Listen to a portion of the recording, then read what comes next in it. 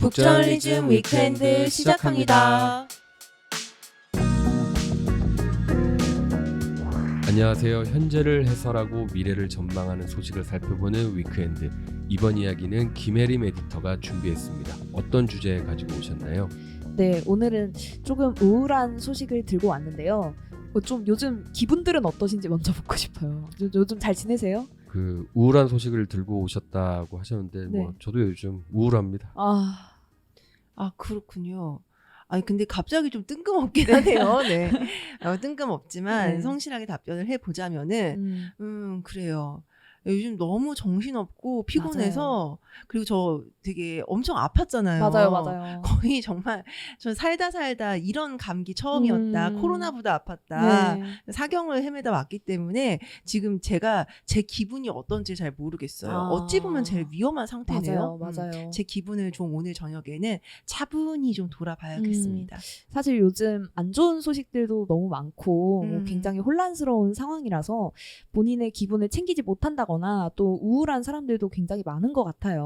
그래서 좀 오늘은 이 청년 여성의 자살 사고 그리고 자살 충동과 관련한 이야기를 준비했는데요. 얼마 전에 한국여성정책연구원이 성인 남성 500명과 여성 700명 등 총 1200여 명을 대상으로 한 보고서를 펴냈습니다. 이 제목은 코로나 발생 후 젠더적 관점의 여성 정신건강 현황과 정책 개선 방안이라는 제목의 이 보고서였어요.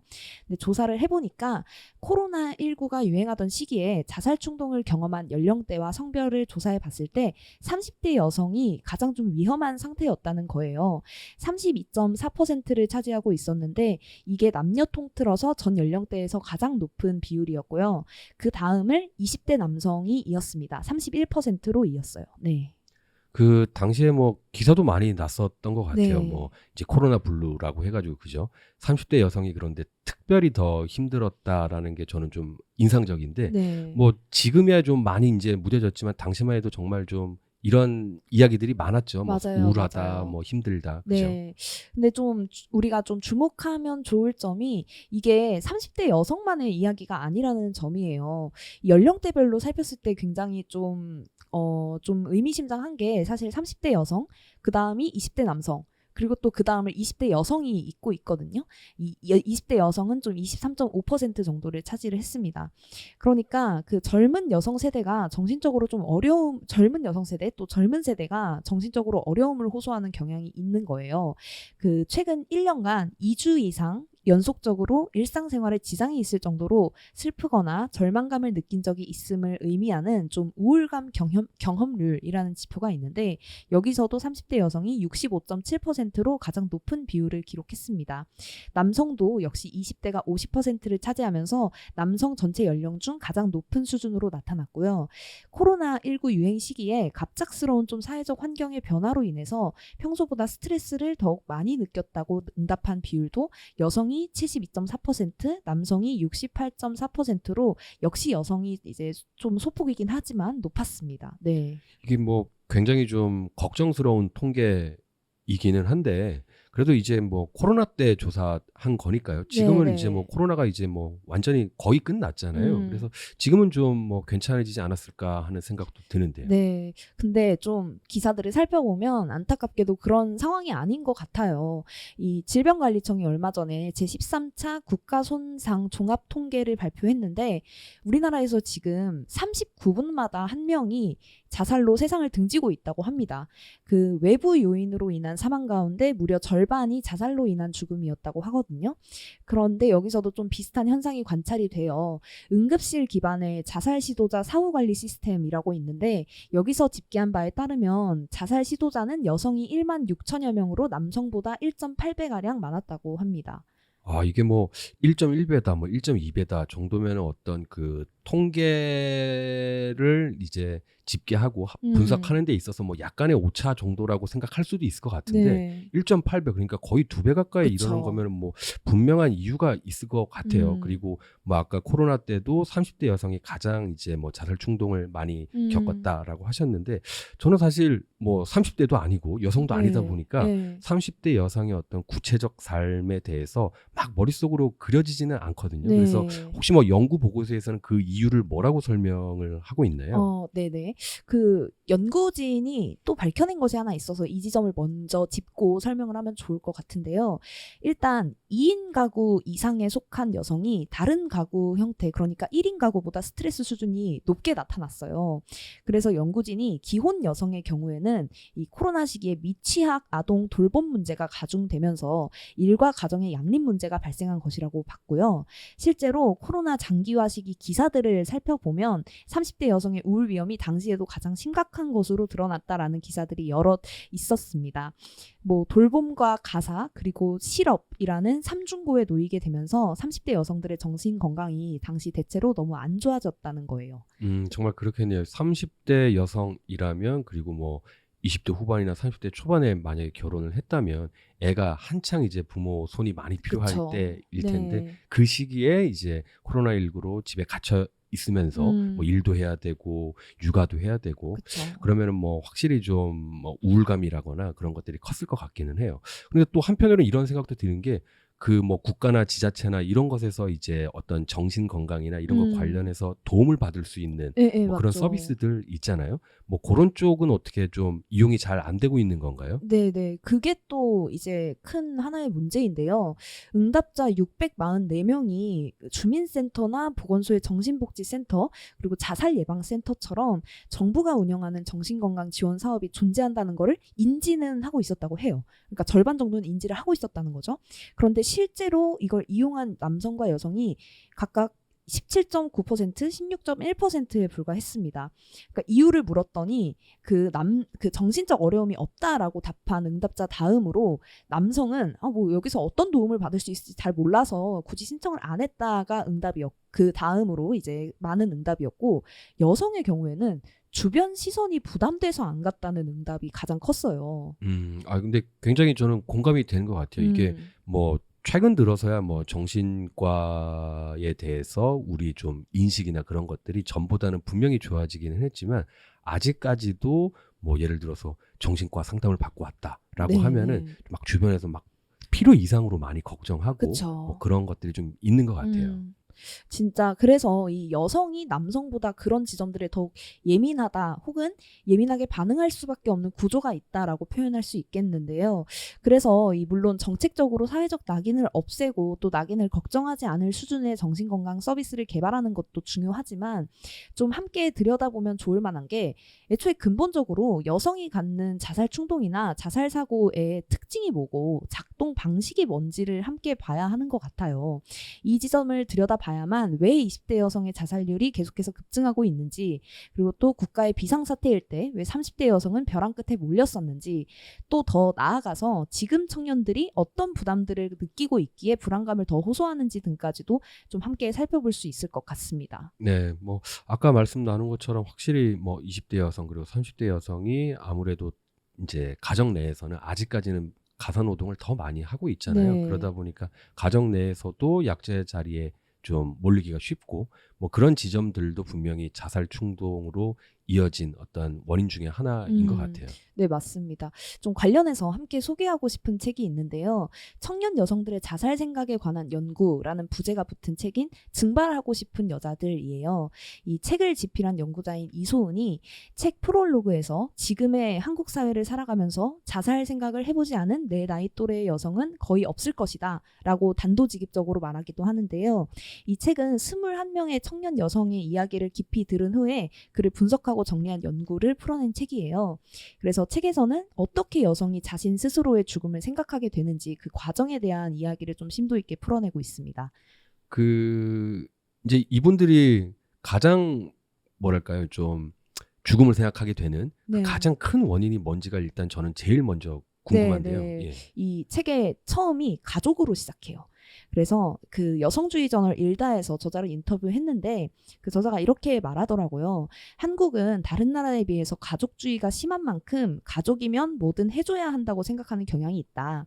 그래서 가족 배경을 물어볼 수밖에 없었고 참여자들이 또 그만큼 자신의 자살과 관련해서 가족 이야기를 많이 했다. 그리고 또 처음으로 자살을 생각한 게 언제냐고 물어보면 대부분 유년 시절 이야기를 한다고 해요. 사실 우리가 뭐 청년 여성의 자살 혹은 청년층의 자살 자살이라고 생각하면 일자리 문제를 가장 떠올리기 쉽잖아요. 그런데 사실 그런 일자리와 이 뭐 가족이라든지 뭐 관계라든지 아니면 뭐 돌봄이라든지 등등 얽히고 설킨 다른 구조적 문제들이 존재하는 거예요. 그래서 30대 여성의 뭐 구체적인 뭐 상상을 해보면 좋을 것 같은데 그 서사들을 30대면 어떤 시기냐.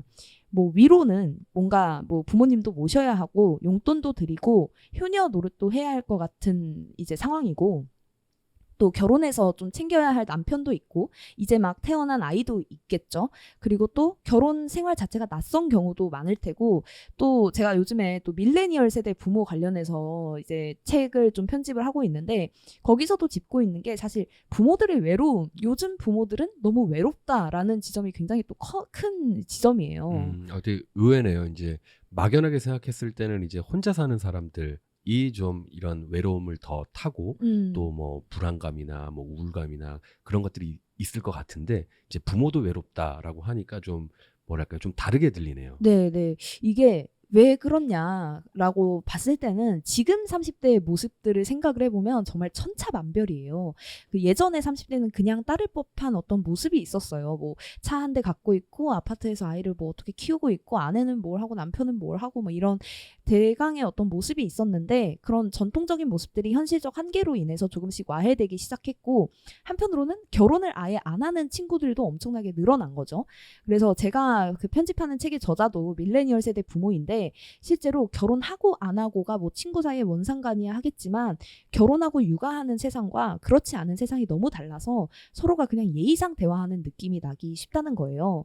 그리고 또 옛날처럼 뭐 옆집에 놀러 가는 게 당연한 시대도 아니고 그러니까 외로울 수밖에 없는 거죠. 또 이번에 나온 보고서는 코로나 시기를 잡고 있잖아요. 또 친구를 만날 수도 또 마음 편히 다른 가족들을 만날 수도 없는 상황이니까 그런 외로움이 더욱 배가 되지 않았을까 싶고요. 또 이외에도 역시 노동 문제가 빠질 수가 없는데요. 그 이소은 연구자는 여성 노동자가 많은 직군 또 여성 집중 일자리에 조금 집중을 했습니다. 여성 집중 일자리라고 하시니까 가장 먼저 떠오르는 게 아무래도 저는 승무원인 것 같아요. 네, 맞아요. 승무원이 좀 가장 대표적일 텐데 이런 그 여성 집중 일자리의 특징이 뭐냐. 나이를 경계로 커리어가 단절되는 경우가 많대요.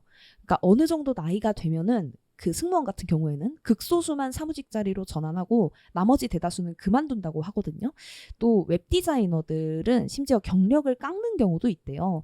뭐 나이와 경력이 많으면 디자인 감각이 떨어진다고 평가하는 경우가 많아서 대부분의 그 웹디자이너들이 이게 또 여성 집중 일자리라고 할 수 있을 텐데 사실상 경력이 좀 무용지물이 되거나 오히려 흠결이 되는 그런 경우들도 굉장히 많다고 합니다. 되게 정말 뭐랄까요, 좀 특이한 케이스네요. 네네. 보통은 이제 경력을 어떻게 보면 좀 부풀리려고 그쵸. 애를 쓰는데 네. 오히려 그거를 깎아야만 하는 그게 참 좀 아이러니하고 좀 씁쓸한데 이게 뭐 굉장히 다양한 뭐 구조적인 문제들이 얽혀 있는 것 같아요. 뭐 쉽게 그냥 일자리만 많이 만들면 된다. 일자리만 많이 제공하면 된다. 뭐 이렇게 해결할 수 있는 문제가 아닌 것 같네요. 네, 저도 오히려 그런 식의 접근 방법이 더더욱 좀 문제의 본질과 핵심을 가리는 게 아닌가 싶어요. 이게 꼭 여성만의 이야기도 아니고 40대 남성만의 또 서사가 있을 테고 20대 남성이 가진 불안감, 또 20대 여성이 가진 불안감이 각기 또 다를 거잖아요. 이런 지점들이 어떤 모습인지를 세세하게 파고들어야 해결이 가능해 보이거든요. 물론 정책이라는 것 자체가 이런 모든 사람들의 그 서사들을 다 다루고 뭐 그렇게까지 세세하게 할 수는 없을 테지만 그리고 또 개인마다의 편차나 이야기도 모두 다를 테지만 그럼에도 불구하고 이 자살이라는 게 좀 큰 사회적 손실이고 또 이런 자살 문제에 대해서 더욱 정성스럽게 접근한다면 뭐 저출생이라든지 사회 갈등과 같은 좀 더 크고 복잡한 문제들도 좀 일정 부분 풀리는 그 좀 힌트가 보이지 않을까 싶기도 해요. 그 정부가 해야 할 역할이 많을 것 같은데 뭐 어떤가요? 뭐 잘 하고 있나요? 어떤가요? 최근에 정부가 이 자살 관련해서 좀 그 움직임을 하나 보인 게 있는데 그 분산됐던 자살 예방 상담 전화번호를 109로 통합을 했습니다. 기존에 자살 예방 이제 상담을 받을 수 있는 번호가 1399였는데 연간 10만 건이 넘는 전화 상담을 했음에도 불구하고 뭐 인지도가 낮고 상담사가 부족해서 다른 부서들 그러니까 뭐 정신건강 상담 전화나 청소년 상담 전화를 같이 안내를 해왔거든요. 근데 이제 기억하고 접근하기 쉽게 109로 통합을 하고 현재 80명인 전화 상담사를 100명으로 증원하고 하반기부터는 그 텍스트 대화를 선호하는 청소년과 청년들을 위해서 문자와 메신저 등을 활용한 상담도 제공할 예정이라고 합니다. 좀 작은 변화 같지만 이런 것들부터 차근히 시작하는 건 좀 좋은 출발점일 수 있을 것 같아요. 예, 그 텍스트를 이용한 이제 메신저 상담 같은 네. 경우는 되게 좋은 아이디어 그쵸. 같네요. 뭐 아무래도 막 전화로 그런 이야기를 하기가 좀 부담스러운 사람들도 분명히 있을 것 같아서 네. 그래서 이제 뭐 정부도 당연히 좋은 역할들을 해야겠지만 또 우리가 일상에서도 좀 할 수 있는 역할들이 있을 것 같은데 네. 어떤 것들 있을까요? 우리도 물론 할 수 있는 게 많죠. 저는 그 우리 북저널리즘 시리즈 중에 추천하고 싶은 책이 사회가 가둔 병이라는 책인데요. 여기서는 이제 정신건강에 대한 편견을 파고들고 있어요. 왜 우리가 좀 많은 미디어든 뭐 뉴스든 가해자나 피해자가 좀 정신질환을 앓고 있다는 류의 뭐 그런 서술들을 많이 보잖아요. 저는 그런 것들이 좀 우리에게 막 일자리를 만들면 자살이 줄어든다라는 식의 좀 간편한 답과 구조적으로 다르지 않다라고 보는데 저 사람들이 뭐 문제니까 저 사람들이 병원에 갇혀야 하는 건 당연하다. 뭐 이런 식으로 생각하기가 너무 쉬운 구조라는 거죠. 그런데 사실 조금만 더 어려운 길을 택하면 장기적으로는 더 나은 미래를 모색할 수 있다는 점을 좀 최근 짚고 있습니다. 그래서 같은 좀 동료 시민으로서 이런 지점들도 함께 알아놔야지 더 안 좋은 일로 번지는 걸 막을 수 있지 않을까 싶어요. 그래서 이 사회가 가둔 병에서는 우리가 언제부터 정신질환에 대해서 편견을 갖게 됐는지 또 정신질환의 치료와 회복은 가능한 일인지 등을 좀 다양한 시각에서 다루고 있고 또 아까 이제 언급한 보고서에서도 여성이 왜 정신건강 서비스를 이용하지 않느냐 다른 사람들의 시선이 걱정돼서라고 대답을 했잖아요. 그래서 좀 주말에 이제 살펴보실 만한 책이라고 생각을 해서 뭐 청취자분들 중에 관심이 있으시면 온오프라인 서점이나 북저널리즘 웹사이트 방문해서 살펴보셔도 좋겠습니다. 예, 그 정신건강 문제, 자살 문제 뭐 이런 것들이 굉장히 크고 복잡한 문제이기는 한데 또 그만큼 중요한 문제니까요. 또 우리도 한번 뭐 이 구조적으로 어떤 문제들이 있는지 좀 생각해 볼 수 있으면 좋겠습니다. 그래서 오늘은 30대 여성의 자살 생각에서 시작해서 정신질환까지 폭넓게 이야기를 나눠봤습니다. 북저널리즘 위크엔드는 북저널리즘 웹사이트와 애플 팟캐스트, 스포티파이, 네이버 오디오 클립 그리고 유튜브에서도 만나보실 수 있습니다. 그럼 다음 주도 위크엔드에서 만나요.